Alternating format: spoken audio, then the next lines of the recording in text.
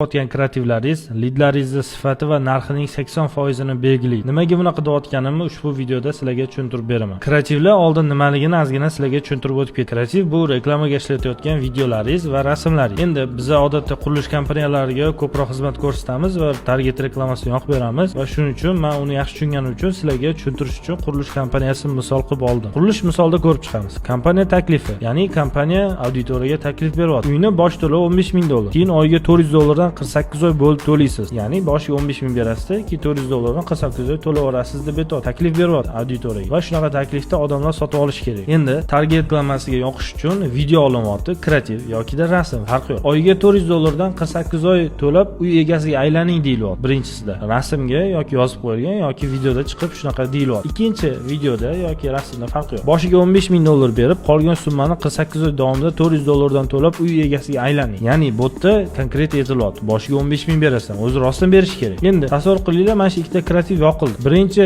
kreativda yoqilgan lidlar keladi, oyiga $500, $600, $1000 mana shunaqa topadiganlar ham kelaveradi. Katta ehtimol bilan ularda $15,000 puli bo'lmaydi. $15,000 bosh to'lov qilishingiz kerak degandan keyin ular atkaz beradi va lidlar sifatsizga chiqadi. Ikkinchi kreativdan kelgan lidlar esa $15,000 berib degan so'zni eshityapti-yu. Demak, $15,000 puli bo'lmagan odam lid qoldirmaydi. Nimagaki bu aytyapti o'zi tili bilan. 15,000 berishing kerak uy olishing uchun. Demak, 15,000 puli bor odamlar qoldiradi. Tushundingmi? Tepada esa $500, $600 yoki $2,000, $3,000 puli bor odamni ham qoldiradi. $2,000, $3,000 bilan uy ololmaydi bu odam. Chunki boshiga 15,000 berish kerak. Hatto $10,000 puli bo'lsa ham, 10,000 bor-u, 15 deyotgan ekan, bitta qoldirib ko'ring, bitta taklif berib ko'ring deyish mumkin.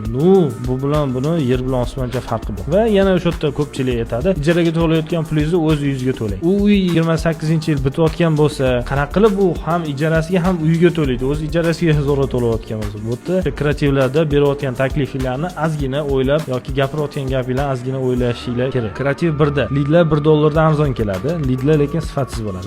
Boshiga 15,000 bera olmaydi. Call center vaqti behuda ketadi-da, naborot stressga kirib qoladi hamma. Kreativ 2, lidlar $5 dan qimmat kelishi mumkin, lekin sifatli bo'ladi. $5 dan arzon bo'lishi ham mumkin, qimmat bo'lishi mumkin. Men bilmayman.